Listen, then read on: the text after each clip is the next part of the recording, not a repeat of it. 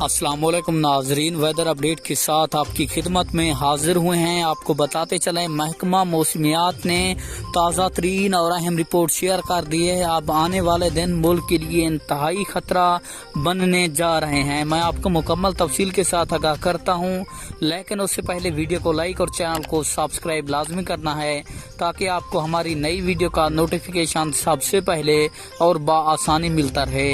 तो आपका कीमती वक्त ज़ाया किए बगैर बढ़ते हैं वीडियो की जानिब।